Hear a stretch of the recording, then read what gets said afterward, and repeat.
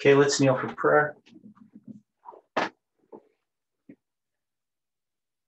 Dear Father in heaven, we are thankful, Lord, for this morning, the time that we have to study together. We ask, Lord, for your Holy Spirit to be here to teach us. We pray, Lord, for the people in this movement, those that are still struggling to try to understand the disappointment of July 18, 2020 and what it means.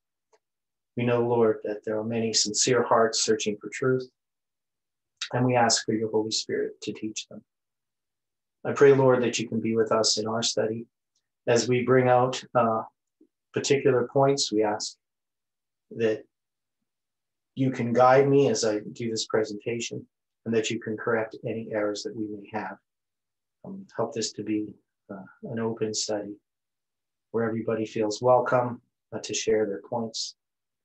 And may you help this happen in this message as well, that we can come to a unity of the faith. Thank you, Lord, for hearing our prayer. Be with us now, we pray, in Jesus' name. Amen.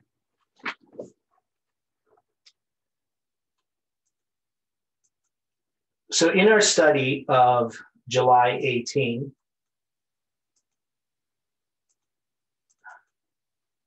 uh, 2020, which we derived originally from Ezekiel chapter 20 and chapter 4 and 5. So I'm going to try to explain this and I've explained it other times, but I'm going to try a bunch of different evidences that come from Ezekiel 20. So right now in the movement, there's a discussion over July 18th. Some people are saying that it was false, that we shouldn't have made that prediction. I believe that God led in that prediction, but that we had things to learn, and there are things that obviously we didn't fully understand, which I believe since July 18 we've come to understand. But not everybody's aware of all the things that we've been studying, and there has been some misrepresentation going on.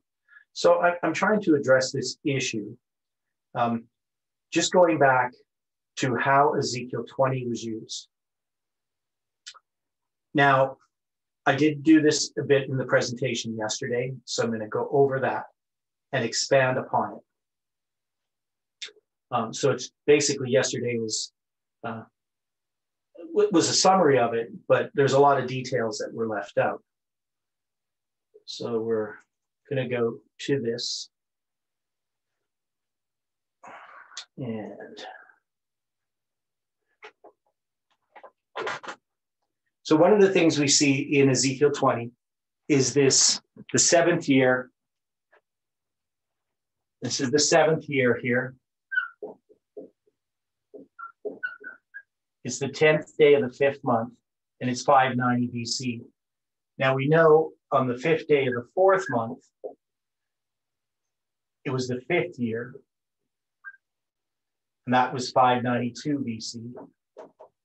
And this was this July 21st date. And this date here is connected with August 15th. Now, this is a symbol of midnight. And this is a symbol of the midnight cry. So these two dates obviously showing up the beginning of the 40 days that he lies on his left side, and the 390 days that he lies, or this is his right side, and this is his left side, that he's going to lie on his left side for 390 days, his right side for 40 days, that they're connected with midnight and the midnight cry. Symbolism is obviously very profound, and I don't think it could be accident, especially considering that all of the dates of Millerite history are found in the book of Ezekiel. That is, Ezekiel contains the first day of the first month as one of the 13 dates in his book. It starts with the fifth day of the fourth month, and it also records the first day of the fifth month in connection with the prophecy regarding Tyre. And then also we have the 10th day of the seventh month, the last one date recorded in chapter 40, verse 1. So in Ezekiel, all of these dates are found on our line. They're actually the primary dates. And the symbolism of these dates, this being 9/11, this being midnight, this being the midnight cry, and this being the Sunday law, has been taught by Jeff ever since 2016. So it's foundational to this message. And we came to recognize that if you added up these numbers, 11, 54, 15, and 107, it equals 187, which is the number of days, counting the first day of the first month as the first day, and the 10th day of the 7th month is the 187th day of the Jewish year. It's also the number of days from the spring equinox to the autumnal equinox is exactly the same number of days as if you count from the first day of the first month to the 10th day of the 7th month. So God is built into the universe, into our solar system, and into Millerite history, and into the feasts from the first day of the first month to the 10th day of the 7th month, this symbol of 187. Now, yesterday when I went over this line here, what I showed is that this symbol of the 10th day of the 5th month is a significant in Ezekiel, and that it occurs twice in his visions. This one is hidden, this one is obvious, but they point to the 10th day of the 5th month for the date for the destruction of Jerusalem in 586, specifically the destruction of the temple. And we know that the temple was also destroyed on the 10th day of the 5th month in 70 AD. So this becomes extremely profound in Ezekiel, as we have said. Now, we took Ezekiel 20 originally to come to the year 2020 as the 10th day of the 5th month, being July 18th, on the Julian calendar, but July 31st on the Gregorian. Now, to some people, this is confusing, but simply the Julian calendar drifts on average, every 120 some years, one day behind the Gregorian.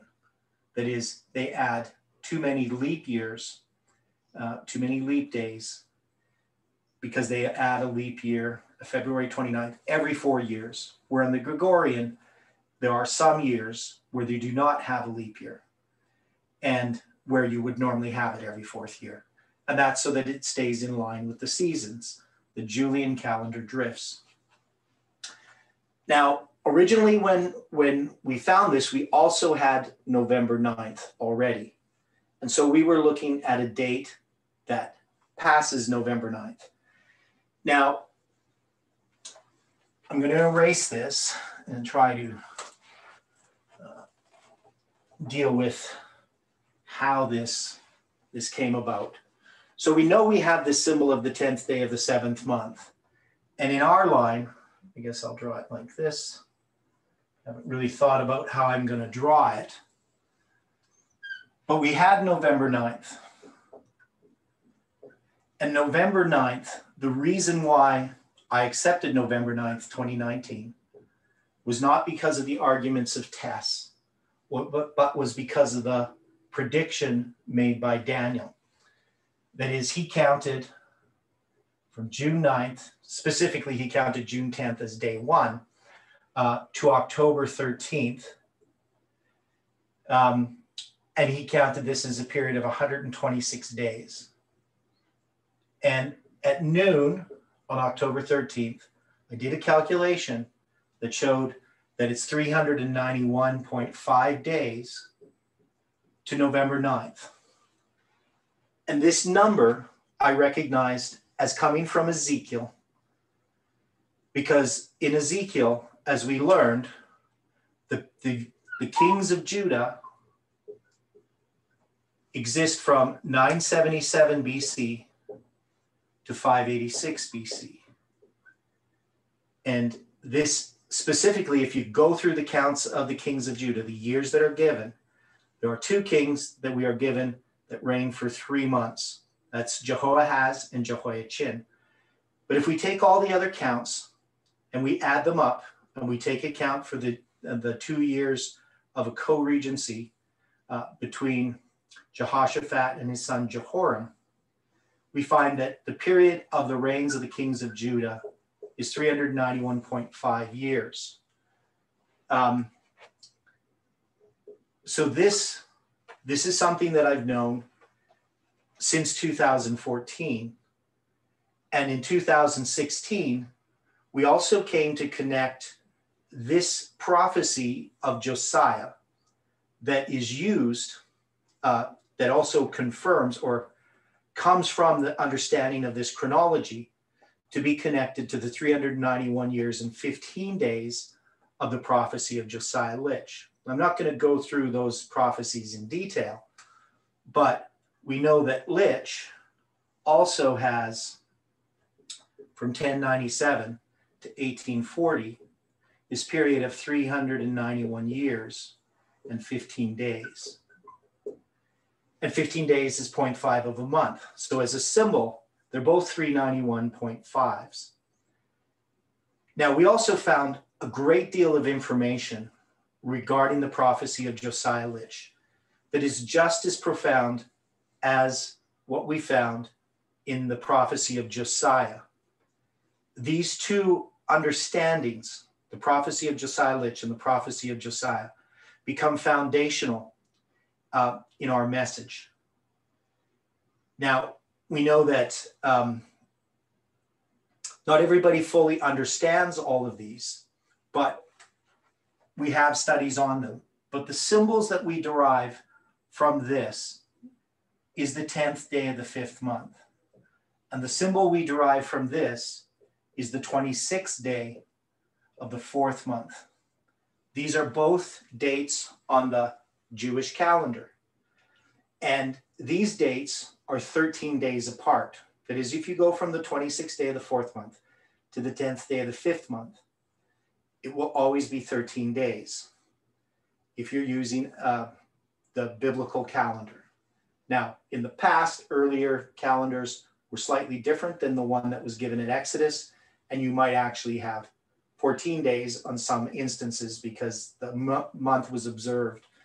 But in the biblical calendar given at the time of the Exodus, there was a fixed days, 30, 29, 30, 29, 30, 29 for the first 6 months. So the 10th day of the 5th month is always 13 days from the 26th day of the 4th month. So these two symbols in 2020 were discovered. Now, if we did the 26th day of the 4th month, this would be July 18th on the Gregorian calendar. And if we did the 10th day of the 5th month, this would be July 18th on the Julian calendar. Now, when I first discovered July 18th, so this is Julian and this is Gregorian. When I first found July 18th in the year 2020, which this is, it was based upon the prophecy in Ezekiel, and it was the Julian date, July 18th. Now, this July 18th, the reason why it was significant, and I've shown this before, is that it lined up with Samuel Snow's letters. So I'm going to draw these two lines here. So here's July 18th. Now this is July 18th, 2020. And it's a Julian date. And so these are going to be Julian dates as a symbol as I draw this line. Now, so July 18th, 2020 Julian, what I had noticed is that we had a parallel in structure to Samuel Snow's letters. It is if we had November 9th here, 2019, and we counted that 391. I'll do it this way. This is October 13th. And we counted the 391.5 days. that we could go to July 18th and count backwards 391.5 days, and we would come to June 22nd. So this is not, I'm not counting these dates in 2019. I'm just simply saying that I could take this July 18, 2020 date as a symbol. Maybe what I should do is do it this way, just take the year out. So it's just a symbol. It was July 18th Julian, coming from the symbol of the 10th day of the 5th month. So I ended up putting it on the board at the School of the Prophets. I counted back 391.5 days, and I found that this lined up with June 22nd. Now this is the publication of Snow's 4th letter, and this is the writing of Snow's 3rd letter. And his 3rd letter is tied to the publication date by what I call a Gordian knot, this little puzzle, which I'm not going to explain right now. But the point is, this is Pentecost. So this was a symbol in Millerite history. This would have been the 6th day of the 3rd month in Millerite history. And then we had this structure of June 9th to October 13th. That was 126 days. And if we counted 126 days in this history from the writing of Snow's 1st letter, this 126 days would match this 126 days. But it was more than that. We know that Snow's letters had a structure that if we put April 19th in the center, and we counted 13 days, this would bring us to May 2nd. And May 2nd is Passover. But we also had in Snow's letters, April 3rd, and we also had February 22. So this is the writing of his 1st letter, the first 2 publishings of his 1st letter, the publishment of his 2nd letter, which we don't know when it was written, the writing of his 3rd letter, which is symbolically tied to its publishing, and then the publishment of the 4th letter. And so these symbols, we'll just call this 1 and A and B, just when it's published, the 2 publishings of it. This symbolism, or this was recognized in 2017. The 2 different Passovers, this is the Passover that the Jews kept in 1844, and this is the true Passover with October 22nd, the 10th day being the 10th day of the 7th month. And this one here, February 22, this is the dedication of the temple in 515 BC, tied to the Passover that's going to happen 40 days later. So there was an extreme symbolism found here regarding the dedication of the temple, regarding the 2 Passovers, and with the April 19th as a dividing line between 2 classes of worshipers in the first angel's message. And then, of course, Pentecost, which would be a symbol of organization. And then this 391.5, which I put here, is only if you add an extra year between June 22nd and July 18th. So obviously here in this history, it's 25 days, I believe. June 22nd, you would have to add 8, so 26 days between these 2 dates, or 25 and a half, depending how you're counting it. But the point is that I could do this. I could take July 18th and I can count 391 and a half days, and I come back to June 22nd, just as I do here. But then we also know that Daniel from Brazil had made a prediction on July 27th. And to me, this was a symbol of Josiah Litch's prophecy, which is why it was profound, because I know that Josiah Litch and just the prophecy of Josiah were connected. And so when I had this 391.5 and I had this July 27th here, I could see that there was these connections between these prophecies. Now, I had also counted June 15th as being a symbol. It's 120 days. So I'd lined up the kings of Judah, Saul, David, and Solomon, who each reigned for 40 years, which is 120 years.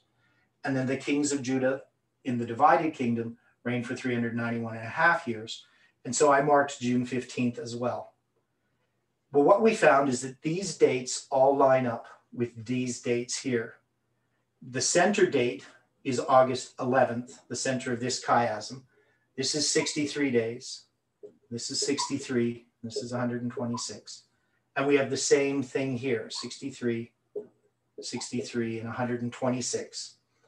And then, so these dates line up. And also, we could look at August 11th, Julian, because it's 13 days, lining up here with May 2nd. The point is, we found this structure. Once we took July 18th and we drew it on a board, and we just did this count, we found this structure was the structure of Samuel Snow's letters. It is our prophecy of November 9th, when you took into account the 391.5 days and this prediction of Daniel's and the particular dates that could be produced by it, they matched with Samuel Snow's letters. So this was very profound. Now, when we had July 18 Julian, we still didn't really have an event. That is, we just had a date as a symbol, but I didn't know what it meant. All I know is that I could predict into the future that there is a date that structurally affirms November 9th, that November 9th as a structure is connected to Samuel Snow's letters. But I didn't have a date where I was predicting some event on July 18th, Julian, or July 31st, Gregorian. I just wasn't doing that at this point. At this point, we were just seeing that there was this significant date that's in the future that's going to be July 18, 2020. But it would be July 31st on our calendar. Now, what resulted from that, though, was a recognition that this is connected with the prophecy of Josiah. We had this symbol here, August 11th, as the center of this structure, and July 27th, plus the related symbolism of the 391 years that is in both the prophecy of Josiah and the prophecy of Josiah Lich. So it didn't come about as a result of some fancy numbering system. It was simply recognizing something we already had recognized in this movement, that there was a structure, and this structure was a chiastic structure. We also had within this chiastic structure, July 21st as the center of a chiasm, going from the first day of the first month to the 10th day of the seventh month. And that we had, and also found in Samuel Snow's letters, a chiasm with May 2nd as the middle, and July 18th as the end of what we call the prediction before midnight. But now we found another chiastic structure in Samuel Snow's letters that was connected with our prediction regarding November 9th. Now, it should be noted that this support for November 9th, originally Parminder accepted it and had me present it at the camp meeting in October of 2018. Shortly after, basically about a week after Tess had presented November 9th, actually more than a week, that'd be like 2 weeks after Tess had presented November 9th. But he quickly abandoned it. And I don't know his reasoning because he never ever told me why, but Tess never accepted it. So she never accepted this November 9th and October 13th calculation. Now, one of the interesting points about it that I found much later was that Tess was born on November 9th. She was born on November 9th, 1990. And that her hero, AOC, Alexandria Ocasio-Cortez, was born on October 13th, 1989. The significance of this, to me, is that this 391.5 days, she was born at noon, and this occurred at noon.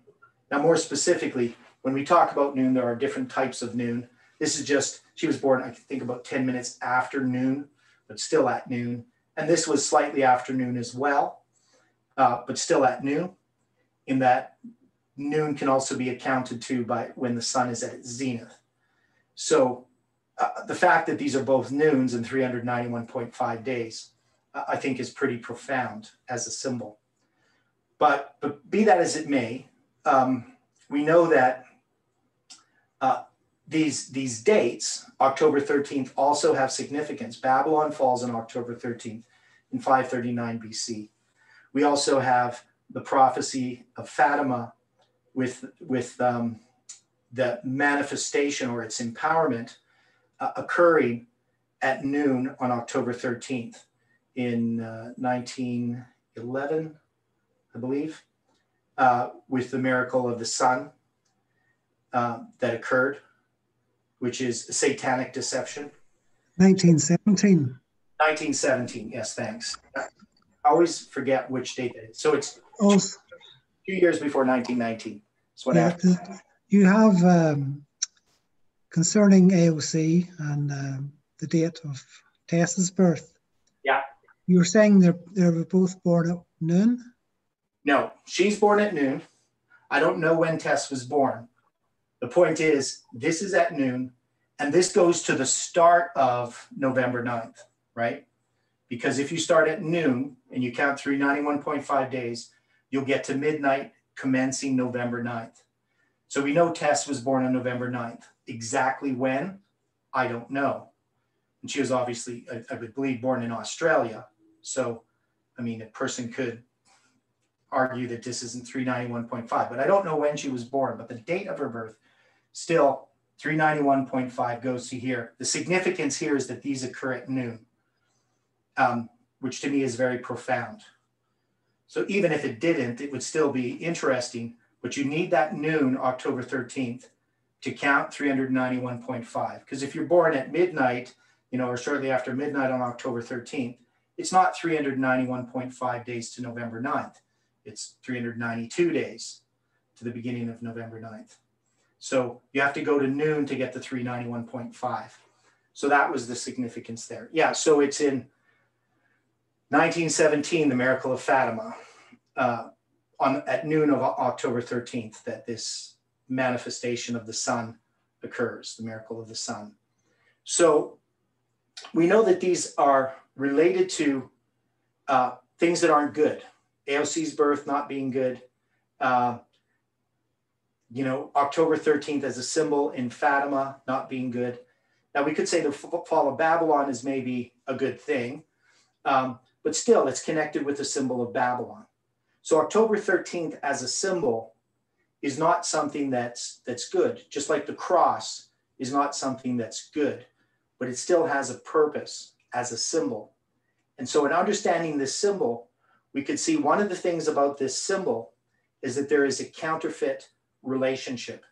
Even the date November 9th, when we look at it dealing with these revolutions, it has a significance of something that's not really good. These revolutions that occurred, the French Revolution, the Russian Revolution, Germany, these would be nations that we would look at unfavorably. So they're connected with something that has to do with something negative, not something positive. So you're saying AOC being born is not good? I'm not a fan of AOC. Okay, so that's just from your perspective? I'm saying from symbolically what she represents. So AOC represents socialism, right? What she's introducing or what she wants to introduce into the United States is socialism, which is a bad thing. It's a satanic power. Let's put it that way. Right? As a symbol. Okay. Socialism is atheism. It's satanic. So that's what I mean. I don't mean to make fun of AOC, but I'm just saying that these are not, like her birth is not, she's not some Messiah, or it's not something positive. It's something that we could look at as negative in that sense. So the point is, we had this date of July 18th based on a 391.5. Just like November 9th, it ties these two together as a symbol. Now, if you looked in 1844, July 18th would have had to be July 18th, 1845, right? If you're going to count 391.5. But I'm just using these numbers as symbols. So as symbolically, we can take Samuel Snow's letters and line it up with our history. And this is very profound, something that's already tied together, that we already understood that there was something about Samuel Snow's letters that pointed to our movement. And it was a thing that we call the prediction before midnight. And when we originally talked about this prediction before midnight, we were going to be making a prediction regarding an event that was still going to be future. And that midnight was not the midnight in the line of the priests. It was the midnight in the line of the Levites. And more specifically, we came to understand that it would be something symbolized by raphia, a battle between the king of the north and the king of the south.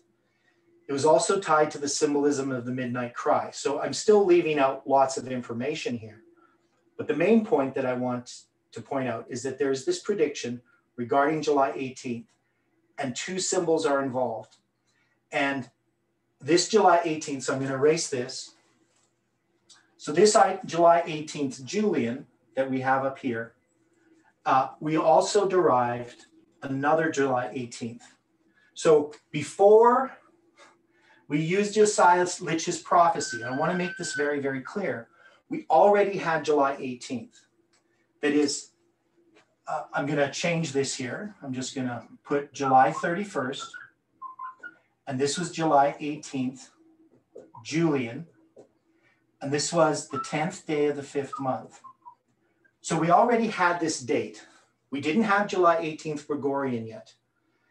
But this came as a result of this 10th day of the 5th month, repeating in Ezekiel, repeating in two destructions of Jerusalem, 586 and 70 AD, that are tied together in the prophecy of Ezekiel. And so when we could connect this with our history in the symbolism of Samuel Snow's letters, we would have to say that this is an important date as a symbol. But I'm still not predicting an event on this date. On the 10th day of the 5th month, I didn't have some event. Now, what ended up happening is we used the prophecy of Josiah Litch. And as many people know, we started on July 27th, 1299 BC, or AD, pardon me.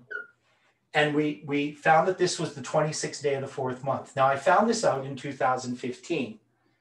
So it wasn't something new that happened in 2018. It was just something that I'd already known. And I knew that July 27th, and I'm going to change this here. So this is actually August 3rd, and this is July 27th, Julian. I'll put the Julian dates down here, Gregorian. But in this time, the Gregorian calendar doesn't exist, and that date, July 27th, was recorded as a Julian date. But we could say it's August 3rd, Gregorian. But the point is, it's the 26th day of the 4th month. And I came to recognize that July 27th, 1840, was also the 26th day of the 4th month. And so this became very profound early on, 2015, that if Josiah Litch had started with the Julian date and had continued with the Julian date, he would have arrived at a different date for the fall of the Ottoman Empire. And if he had started with this Gregorian date, he again would have come to a different date for the fall of the Ottoman Empire. He had to use the Julian date here and the Gregorian date here to get the date August 11th, being 15 days after July 27th.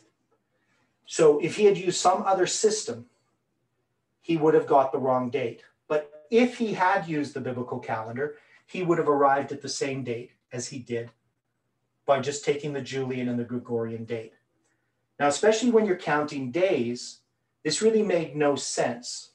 But I think we don't know what was in his mind, but we could say that he knew that he had several choices. He could have also gone to, I think it's August 5th in 1449, that would be July 18th Julian, but he just chose July 18th, July 27th. So I'm going a bit too fast. So let me explain. So if he had chosen July 27th Julian, this would have lined up with August 5th, 1449. So if he had counted the 391 and a half, there are 391 days and a half a month, he would have arrived at a different date than if he had just chosen July 27th Julian. So again, he could have started here, which he originally did. He started July 27th Julian and counted 541 years to get to July 27th, 1840, and then counted 15 days. So the problem is he had different ways in which he could have done this. So what I found, though, is if you took July 27th Gregorian, this would also be the 26th day of the fourth month in 1449. Now, I didn't notice this until 2018. So this one I didn't notice in 2018. This one I noticed in 2015. But this also would be July 18th Julian. Now, I think originally when I looked at the dates, the 26th day of the fourth month in 1449, I don't think I even did. I think I just looked at July 27th Julian, and it didn't line up with the 26th day of the fourth month, because July 27th Julian doesn't. But I didn't count from here. I counted like Josiah Litch did from 1299. The point being is once I recognized that I could take the 26th day of the fourth month and it would give me either a Julian or a Gregorian date of July 27th, then I found that I could also do this in 1809 and in 1839, and as well as in 1840. So this would be the hour, the day, the month, the year. I could line them up either Julian or Gregorian. In this case, the 26th day of the fourth month would line up with July 27th Julian, and this would be August 8th. But the events that are fulfilled in these years, the Treaty of Dardanelles, the collective note, these actually occur on July 27th Gregorian. So this becomes a little bit confusing for people because you're dealing with three different calendars, Julian, Gregorian, and the biblical calendar. And so not everybody fully understands this. That is, they can't reproduce this, but people could see it. Now, Jeff always presented this in a very simplified way. You have that right, Theodore. You got July 27, the bottom. Yeah. You're saying that's Gregorian. Julian. And this is Gregorian. So they don't line up. The events that are fulfilled in this line, the Treaty of Dardanelles, the collective note, and these occur 13 days before the 26th day of the fourth month. That is, the Julian calendar is not 13 days. It's 12 days. 12 days behind. So these occur 12 days earlier. But the symbols of the 26th day of the fourth month are tied to the symbol of July 27th, and the events occur 12 days earlier on the Gregorian calendar. And this became very significant. One of the things is you also have the Treaty of London, which the note, the ultimatum that's delivered to the Pasha of Egypt, Muhammad Ali, that is actually signed on July 15th. And July 15th is the Julian date that lines up with the 26th day of the fourth month. So that is all three events here occurred 12 days prior to the 26th day of the fourth month. And the dates that they occur on the Gregorian calendar line up with the Julian dates that line up with the 26th day of the fourth month. So it's a little bit confusing to people, I know. That is, you'd have to spend some time working it out, which I've given people the tools to do that. My point is, we have this symbol of the 26th day of the fourth month attached to July 27th. And we also have July 27th as being the date that events occur that are connected with the prophecy of Josiah Litch. So this becomes extremely profound and extremely unlikely. It's much more complex or involved than how Jeff would present it. And many people just kind of think that these all just line up perfectly. But the fact is that 12 days before for each of these dates, for each of these events, becomes even more unlikely. It creates a greater improbability in this prophecy of occurring by chance. But the point is, we then chose 2020. Now, originally when I took 2020 for July 18th, on the 10th day of the fifth month, I was using Ezekiel 20 because in Ezekiel 20, his second vision, or his third vision, pardon me, occurs on the 10th day of the fifth month, as we've seen. We're studying that chapter. And I saw a verse there, which is Ezekiel 20:20, regarding the Sabbath, that it's a sign. And now that Sabbath can refer to the weekly Sabbath, but it can also refer to all of God's Sabbaths. It can refer to the sabbatical rest of the land. And in the context of Ezekiel, Ezekiel is addressing this sabbatical issue because Jerusalem is going to be destroyed.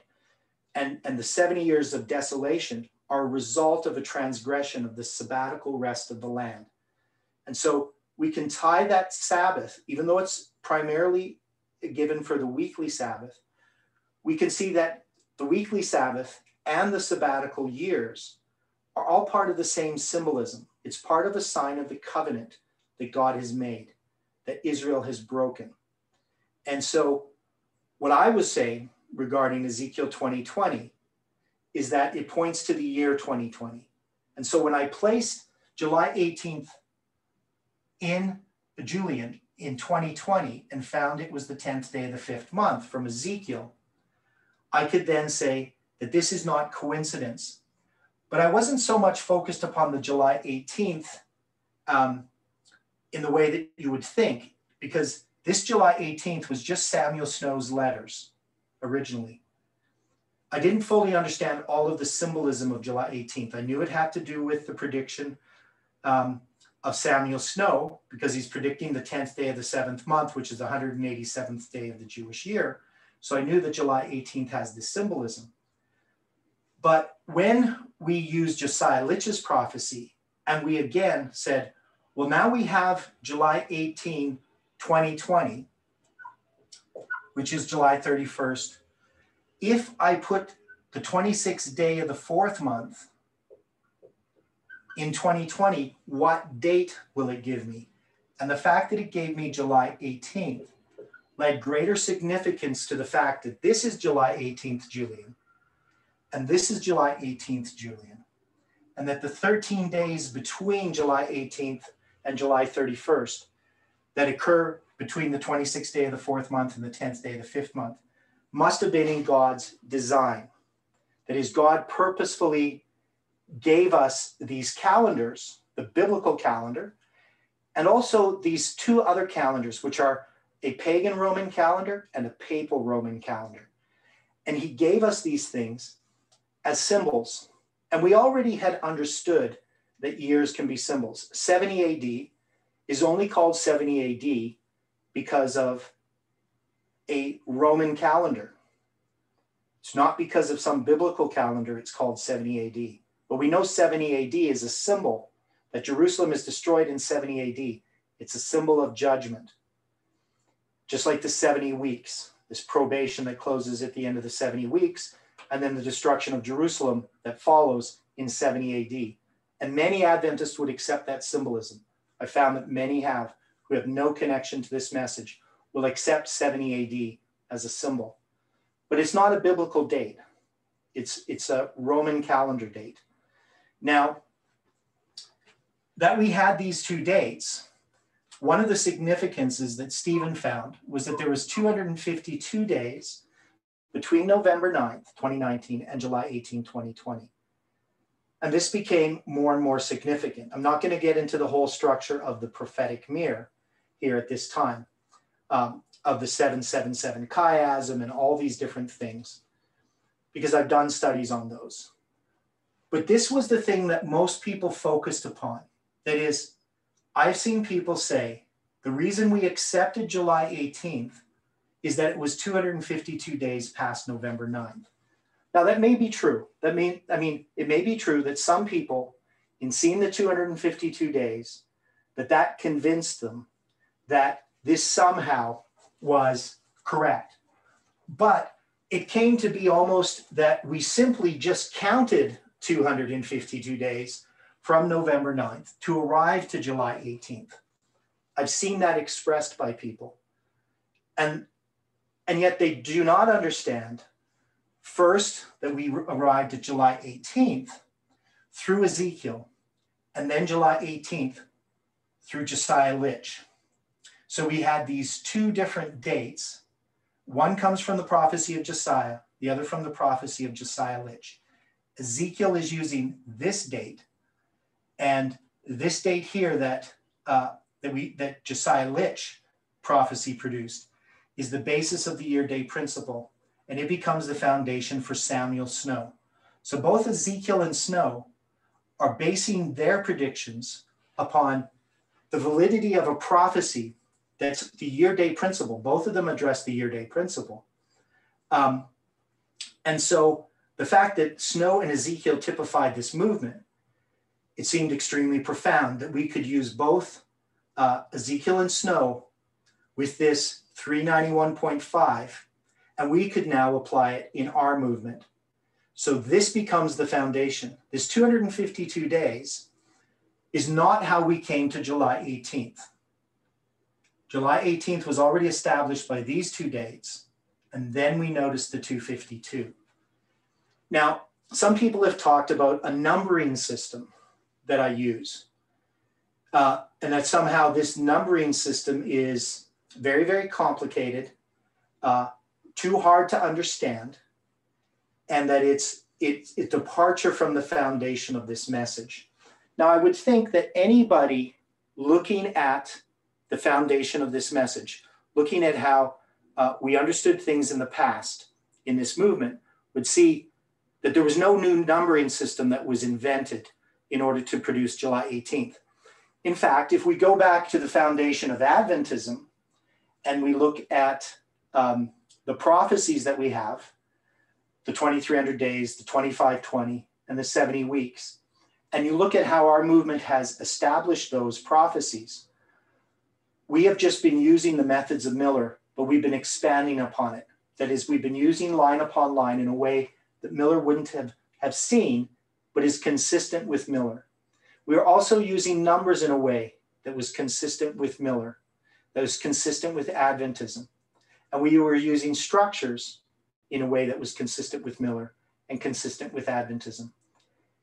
If we are to say that we've created some kind of numbering system, we would have to take the 2520, the two 2520s, 742, 723, 677, with the 19 years and 46 years here, and 1863, 1844, and 1798, with the 46 and 19 years here, as some kind of numerology. And we would have to argue that there's no time prophecies after 1844, and that we couldn't then count these 19 years to 1863 as having significance. And this chiasm itself, we would have to reject this chiasm, because this is the foundation for these dates here. Now, what I did when I came into this message was quite simple. I wanted to know if it was true or not. And the basis of understanding whether it's true or not had to do with, does it agree with scriptures and reality? That is, I had to go back and study chronology and establish, are these dates correct? Because if we're going to have these dates, and we're going to have the two 2520s, I would have to establish that 742 BC is the year when the 65-year prophecy begins. I'd have to establish that 723 BC is the year in which the 2520 for Israel begins, and that Manasseh was taken captive in 677. So I spent the first couple of years in this message trying to understand this. And it wasn't really until 2014 that I actually had this sorted out completely. By 2012, I had sorted out some of it, enough that I was convinced to present the 2520 and the prophetic mirror in a way that was quite simple. I could show it to people in about 15 minutes to a half an hour, and I showed it to lots of people who weren't Adventists, and they could see it and accept it. I also showed it to my university professor, who was a professor in Hebrew and had helped me with Leviticus 26, and he accepted the two 2520s and the prophetic mirror. So the fact that we could show this in a simple way, in something that wasn't really complex and that children could understand, I think was very profound. But the arguments against the 2520 were very complicated arguments. And initially, when we would have to address the 2520, at least when I would have to, people would have all kinds of arguments like nothing happened in 677, this chronology is wrong. And if you talk about the complexity of it, the complexity comes from the opposition that has come to the message. In presenting the message, it's actually quite simple. It more becomes the apologetics that results when people throw mud at the message, when they give these false attacks and misrepresentations and all these convoluted arguments that you then have to go through and dig through all that garbage to once again bring the prophecy out so that people can see it clearly. I believe the same thing is happening and has happened with July 18th. July 18th is actually fairly simple. We have two symbols, the 26th day of the 4th month and the 10th day of the 5th month.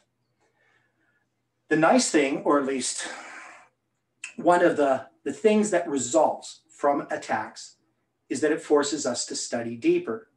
But it means sometimes that the things that we're going to study are going to be quite complex.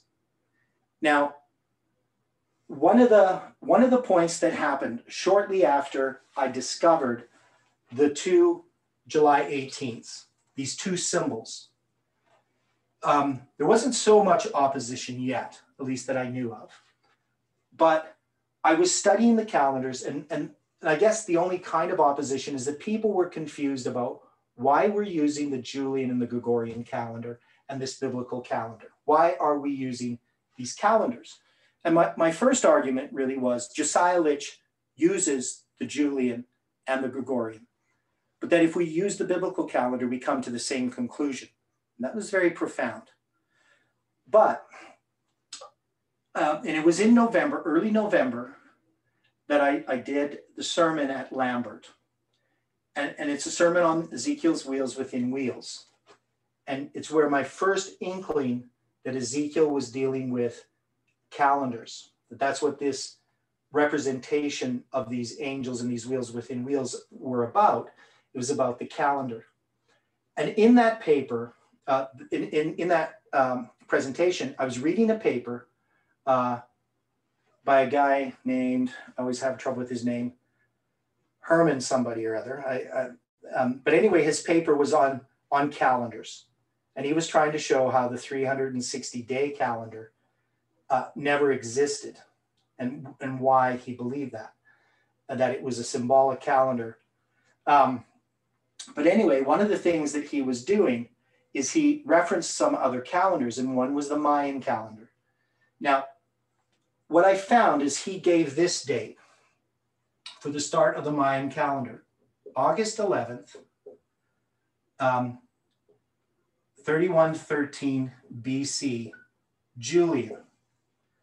Now, if you go to our calendar converter and you put it back to the Mayan date, which would just be 0, 0, 0, 0, 0, you're not going to get, and you'll find it's August 11th, that it's not August 11th, that it's a different date, that it actually goes prior to this date, because he was mistaken. He just assumed, because back when he wrote his paper in the 1970s, we didn't have the internet, we didn't have all these resources.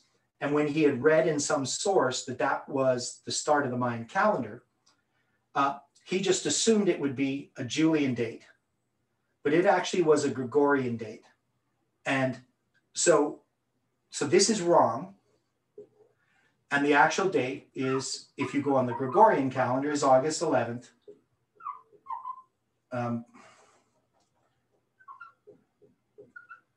3113. Now 3113 with a minus sign on a Gregorian date would mean you have a 0 year. So if you go back with the Gregorian calendar into the past, they have a 0 year. And that's why when you put a minus sign on a BC date, you're actually saying you have a 0, which is why I don't do that. I don't put minus 3113 for BC. If I want, I put BC, because this is an ordinal count. BC and AD are ordinal counts. This is not an ordinal count. It's a cardinal count. So this actually would end up being on the Julian calendar. And I always forget, I get mixed up. Believe me, I can't remember all of these numbers, but I want to make sure I get this right. So I'm going to bring this up for you to see. And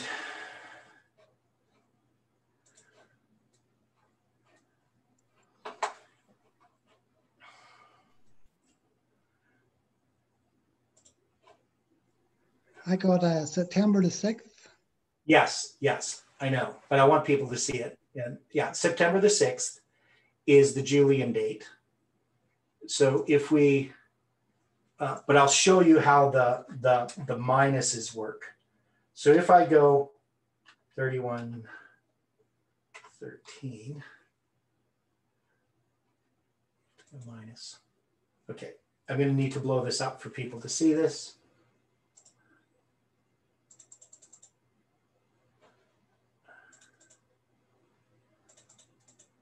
So you can see August 11th is actually, this is 3112, so I have to take another year. There we go. So if I go to August 11th as a Gregorian date, you can see it's September 6th, but it's 3114 BC. And you can see the Mayan calendar here at the bottom is all zeros. So this is where the Mayan calendar begins. And now, if you look up here, you'll see it says it's the 10th of Av. So the Mayan calendar begins in this date, but it would be on the Julian September 6th, 3114 BC. Okay, you see that? So that's because here we don't have a 0 year, here we do. But also the calendars have drifted. When you go into the back, into the past, they drift. And in this one, the Gregorian calendar is behind the Julian. And it's been so ever since the 1st century AD, it's behind. And it keeps, if you go further back into the past, it gets more and more divergent. So this date itself is interesting, which I'm not going to address right now. But as a symbol here, this date becomes extremely powerful. But remember, he said that August 11th, 31 BC was a Julian date. And when I first looked it up and I did my calculations on how I understand the early biblical calendar, this date here lined up with the 26th day of the 4th month. And this date here lines up with the 10th day of the 5th month. So it became extremely profound to look at this calendar. If I take it as it is correctly, August 11th is the 10th day of the 5th month. But if I do it incorrectly, August 11th, 3113 BC is the 26th day of the 4th month. Now, this date, 3113,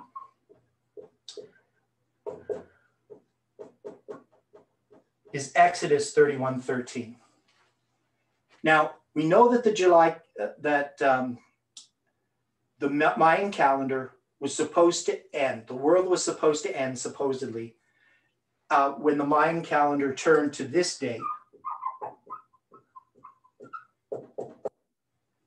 That is the beginning of the 13th Baktun on December 21st, 2012. Now, of course, that was a false prediction. The world didn't end, as far as I know. And this is a pagan calendar. It has nothing to do with Christianity. I mean, I don't know that Christians were interested in December 21st, 2012, but definitely a lot of people in the world, New Agers and so forth, were. I wasn't really interested in it all, but I did meet Heidi on this day at a Bible study that I gave on the 25/20. So it has some significance for me in that sense. But I also came to realize that later on, that from the start of this calendar, on September 6th, 3114 BC, or August 11th, 3113 minus 3113 BC, if you want to call it that way, in the Gregorian calendar, is a period of 1,872,000 days. You're not sharing you're sharing the screen still. Oh, okay, sorry. So I checked the calendar converter. Yeah. And in the Julian date of August 11th. Yes, in 313. Yeah. Minus 3113. Yeah. It's saying it's the 25th day of the 4th month. Right.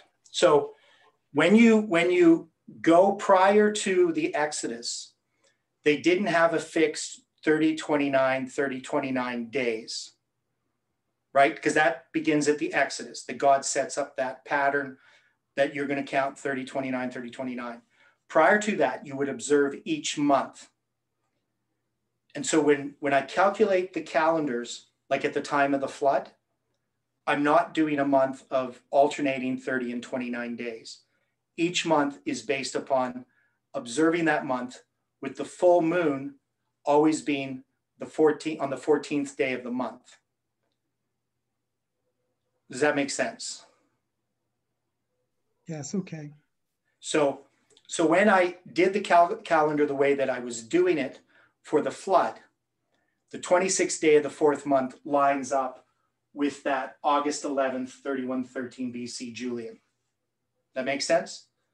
So the calendar converter that we have online is based upon the calendar of the Exodus. So it doesn't calculate each month.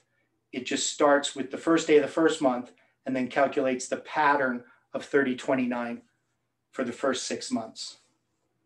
And so you actually have to look at how I did the calendar for the flood to understand why I chose the 26th day of the 4th month. So I didn't have that calendar converter at the time that I did this, and I was just doing it the way that I'd always done it.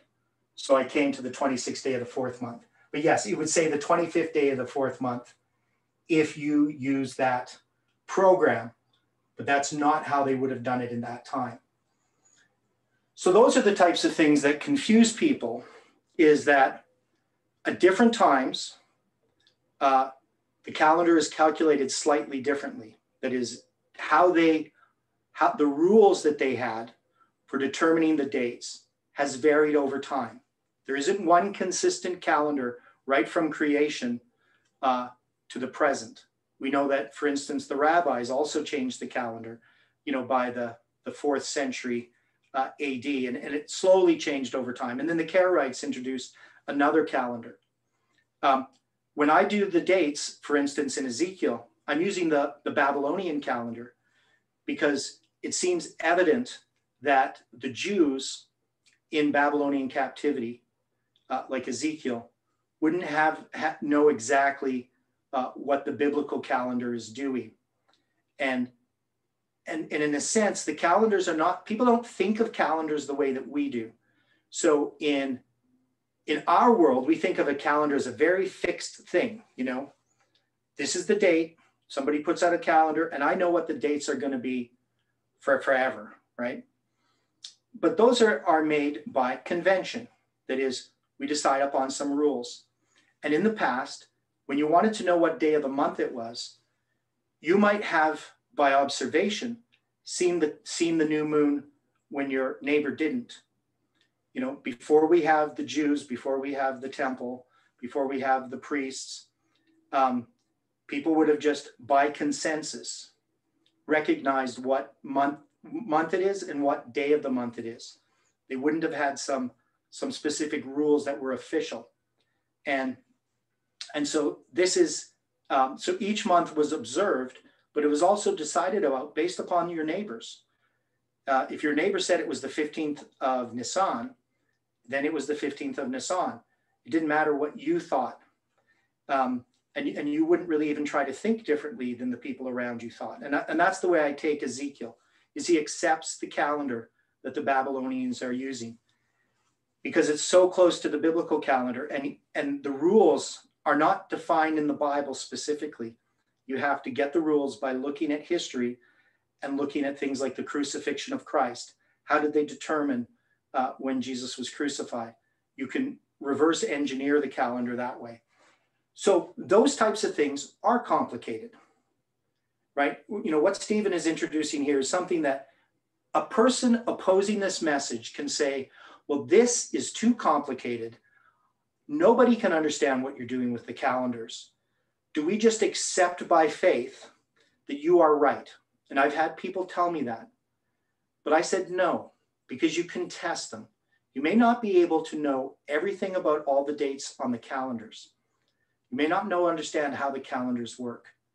But you can look at the other types of evidences that have been presented and see that there's a consistency, and that if you want to look at the details, you can, and I can write them out and explain them and you can see them. It's not like they're hidden, nobody can understand them. But God doesn't expect us to know everything. No matter how I've tried my whole life to know everything, the more I know, the more I realize how little I know. There's so much more to learn. When it comes to calendars, it's, even if you studied your entire life, you would never know everything you need to know about calendar, everything there is to know about calendars. But everything you need to know can easily be understood. And if you believe in the Bible and the spirit of prophecy, and you believe that our message of the Seventh-day Adventists is God ordained, you can test it. You don't have to be an expert in Hebrew and Greek. You don't have to be an expert in chronology to know that Adventism is true. You can always test it with enough information to verify to the point that it should satisfy your inquiry as to its veracity. But it doesn't mean that you have to know everything in order to know that it's true. And this is the same with this. So what Stephen's bringing up is extremely good point, that we can look at some of these calendar converters and we might come up with slightly different dates, a day off or something like that. But when I originally looked at this is the date that I arrived at using the rules I understood for that period of time, that I had these two symbols. And that when I counted from the beginning of the Mayan calendar, which is an easy calendar to work on, because this represents 20, this represents 18, this represents 20, 20, and 20. That you can just count the number of days. You can easily do that. And you can find that from the start of the Mayan calendar, on August 11th, 3113 Gregorian, or September 6th, 3114 BC, that from this date to this date is 13, because each one of these represents 144,000 days, You just multiply 13 by 144,000 days, and you get this number of days. And this has the symbol of the 18th day, the 7th month, and the 20th year. Now, somebody could say, well, you got these 2 zeros, and maybe that's the year 2000. But the point is, we already had this symbol, 18720, as a symbol of July 18, 2020. Now, just to finish off this study here regarding why Ezekiel 20 becomes this, for me, a pivotal chapter in Ezekiel regarding this prediction. I'll share the screen again and look at these verses.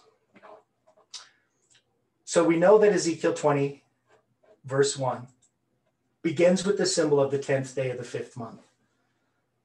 And we studied a little bit into this inquiry, that God would not be inquired of by them. And we're going to study more into this. But we came to verse 12, and it says, moreover, also I gave them my Sabbaths to be a sign between me and them, that they might know that I am the Lord that sanctify them. And this is a quote, basically verbatim, just with slight changes because of the grammar of it, because of who he's talking to. And if we go to Exodus 31, verse 13, it says, speak also unto the children of Israel, saying, verily my Sabbaths ye shall keep, for it is a sign between me and you throughout your generations, that ye may know that I am the Lord that doth sanctify you. So here we have in Exodus 31, 13, and in Ezekiel 20, verse 12, basically the same verse. Moreover, I also gave them my Sabbaths to be a sign between me and them, that they might know that I am the Lord that sanctify them. So the interesting thing about these is that they become dates. So we can quite clearly see that the Mayan calendar starts in 3113 BC, but it's going to end in 2012. And so I can take Exodus 31:13 and Ezekiel 20:12, and I can see that these two are tied together. 31:13 and 20:12 as symbols represent the beginning of the Mayan calendar and the end of the Mayan calendar, not really truly the end, but the end in where we have marked it, or people marked it as December 21st, 2012. And so we have that 2012 and the 31:13 in Exodus and Ezekiel, tied by the same verse regarding the Sabbath sign. So the sign of the Sabbaths has tied these two verses together, but they symbolize this number of days of July 18, 2020. And we could argue that this is some kind of numerology. You know, if we wanted to, we could argue that, you know, this is not a biblical method, but we've already connected through prophecy that we can see that Ezekiel is talking about our time. And then when we find these other evidences, you know, somebody could say, well, those, we can't use that to prove anything, but we aren't. We're using it as witnesses or evidences that what we established is extremely unlikely to have occurred by chance, that these other coincidences are something extremely profound.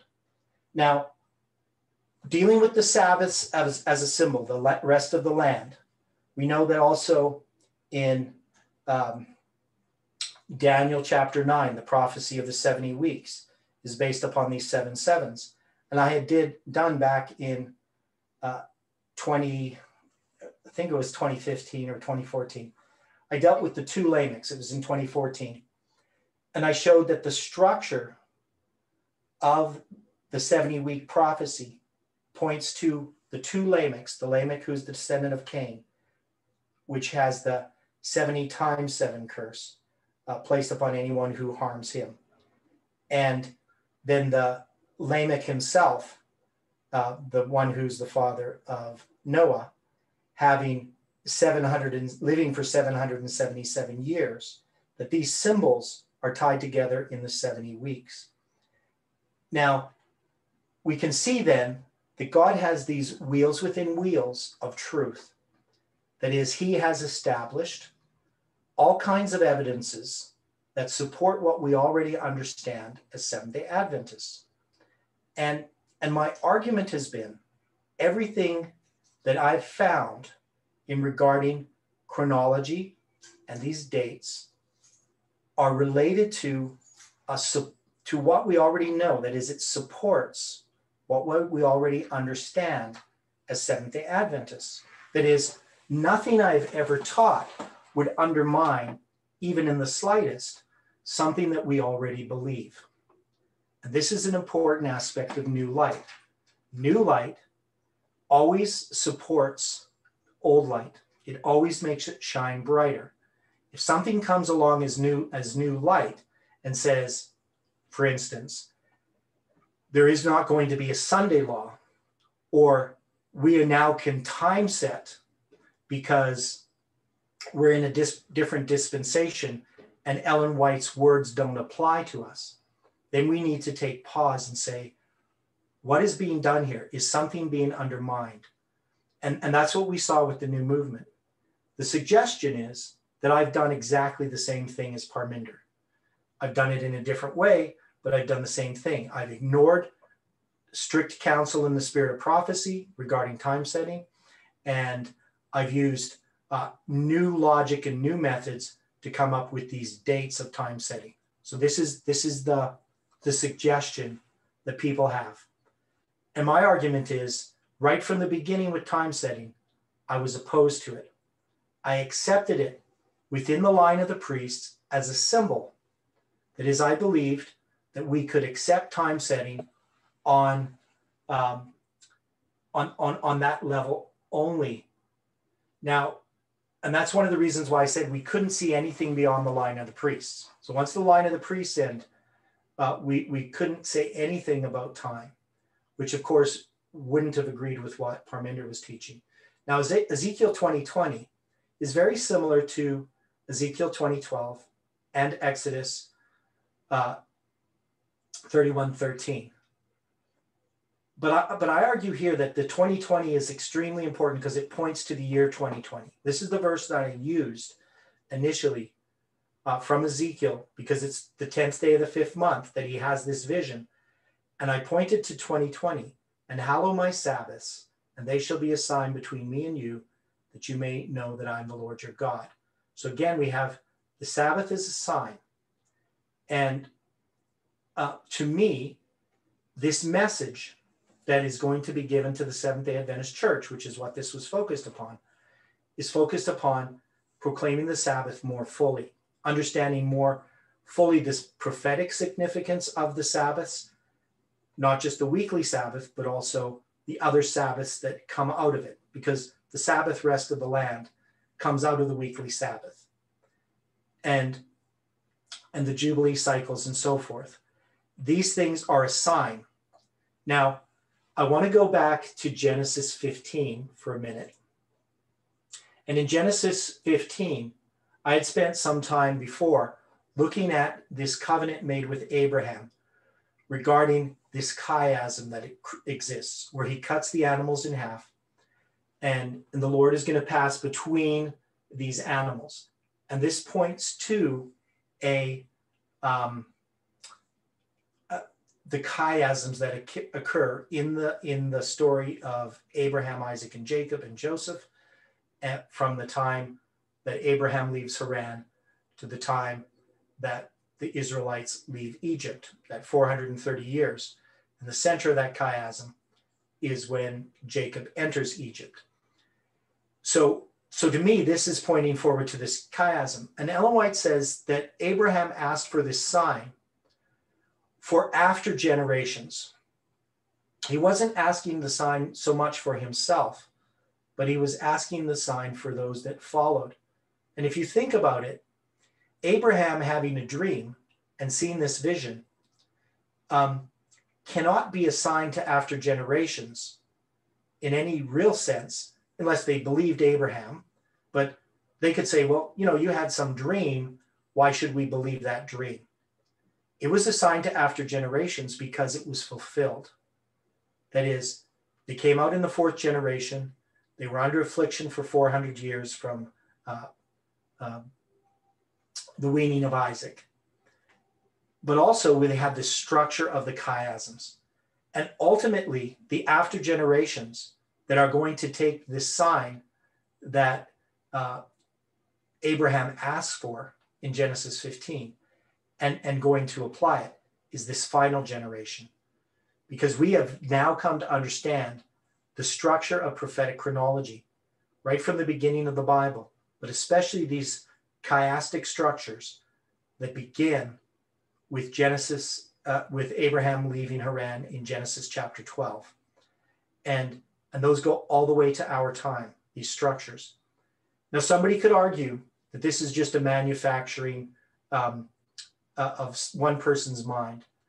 But the pieces of the puzzle all came together separately, and they were put together all at once, really, with this November 9th prediction and then the July 18th prediction, that all this came together. Now, any comments or questions before we close on this? Has this been too, I know everybody's different here in their understanding of what we're studying here. Different people have different levels of how they understand these things. So we're not trying to get this to work.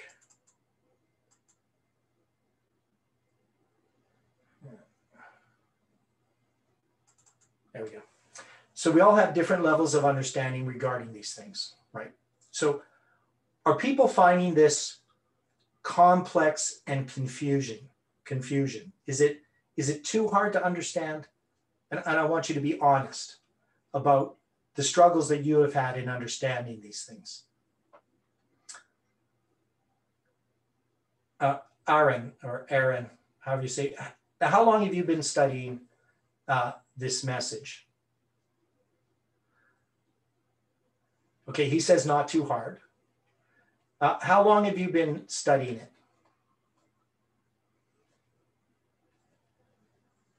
So since 2016. So not a long time. Eldon's been studying it for quite some time.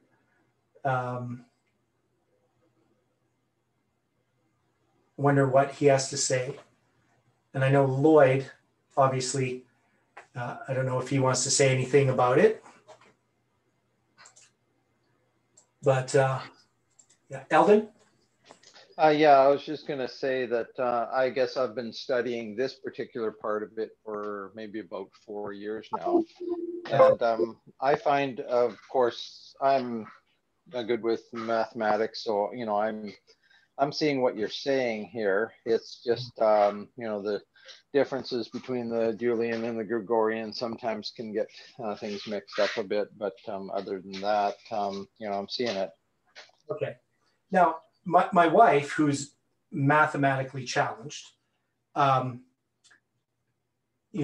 she had to have a math tutor just to get through, basic math in high school. She's not just able to understand it, she can explain lots of it and see lots of it. Now, of course, somebody could argue that she's seen lots of presentations, and that's true. But she can see it in a simple way, and she can also explain it to people in a simpler way than I can. Because I have a hard time leaving out details, where she can easily leave out details and get people to see it. But my point is that it should be easy to understand if a person takes enough time to look at it. We should be able to easily see that these numbers can exist as symbols. We may not be able, after a couple of presentations, to present it to someone, but we should be able to read the papers, watch the videos, and understand it enough that we can say, is this truth or is this not truth? And we should be able to present it on some level to other people. Angela, did you have any comments? I'm grasping it more and more, but for me, without your notes, I would not be able to be very thorough in trying to explain all this. Right. So my notes, the written stuff actually helps you quite a bit, right? Yes, it does. Yeah, and some people find that it's much better to read my papers than to actually listen to me talk. One is you can slow it down a little bit at your own pace. But I also actually have more details in the papers than I ever present in a video. And a lot more explanations of how I came to these different conclusions. But when I look at this, the evidences as I go back through them of all the things that God has shown us, it's a huge amount of information. I put some of it in papers that I've written over the last couple of years. And, I don't remember all of it. Some of it I go back and I read the papers and I thought, oh, wow, this is actually a really important detail that I just didn't even remember that I thought. I almost have to study it over again, which is always easier the second time. But it seems to me that there is no way that I at least have been able to attack this message and show it to be error. But the main argument I think that has been hard for people is that the line of the priest is a typical line. And this is what I presented from the beginning, that I didn't expect November 9th to be the close of probation. For the simple reason, it can't be. It's not that point in the line. And you can't take a group of people that are typical and say that what happens to them is real. And for that reason, I was skeptical as to how we could predict an external event. I wasn't saying it was impossible. To me, more and more evidence piled up that the prediction was correct and the event would occur. But I also had evidence that the event would fail, that we were meant to see it, this prediction, and make this prediction, but that the prediction was not going to work out the way that we thought. And I made this very, very clear in the various presentations. I didn't want to look like I was doubting God. So I didn't say, I don't think it's going to happen. But I would qualify all the evidence points to it. If I was going to just base it on the evidence, I would be 100% certain that Nashville was going to be hit by a nuclear bomb on July 18, 2020. But I also understood that it could fail. So somebody who says based on the evidence, I'm 100% certain, but I also believe that it could fail because I also had other evidence that said it possibly could fail. And that I could see the reasons of why it would fail is that one, it was a typical line. All the reasons I presented for November 9th of why I didn't think the events were going to occur. I could also see that those must apply to July 18th. But I didn't want to look like, I don't believe it, because I did believe that what was happening was of God. So,